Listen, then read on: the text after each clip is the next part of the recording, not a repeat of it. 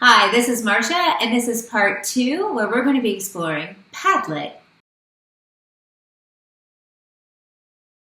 Hi everybody, thank you for joining. As we're going through the different AI tools for a class project, I want to share out another tool that I really like to use in the second part of this 6-part series, and this one is on Padlet.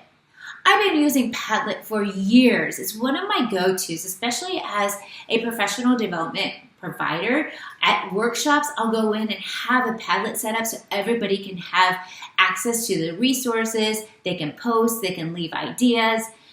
Padlet now has a bunch of AI tools that are associated with the platform. But what I'm going to talk about today is how we can use the platform of Padlet as a class project curation tool, but also use some of the elements of AI. So what you see here is a Padlet board that the students can go in and curate as a team. So I had in there like research, and then I also had my Goblet Tools to-do list embedded right inside of that Padlet. Now with the use of AI, when the students are working, they can use some of the AI features to help them stay focused and to look for resources. Like give me a prompt for something that I could use for microplastics. And AI in Padlet will be able to go in and help them get started on finding those resources. It will go in and find images, so they can have like give me images of microplastics, and it could go in and find those as well. So the AI tools and resources are built right inside of Padlet. But really think about Padlet as that curation piece.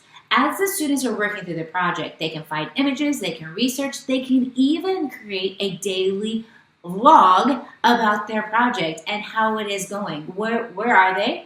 What are they going to be working on next? And where are some of the roadblocks? This way, as they're going through the project, the teacher can kind of check in and see if they need to be intervening and helping the students throughout the project. I'm telling you, Padlet has come a long way, even giving protection rights to the students, so only those people invited can have access to that Padlet. Please go in, if you're going to be doing a project, a choice board, or a project-based learning opportunity with your students, give Padlet a try.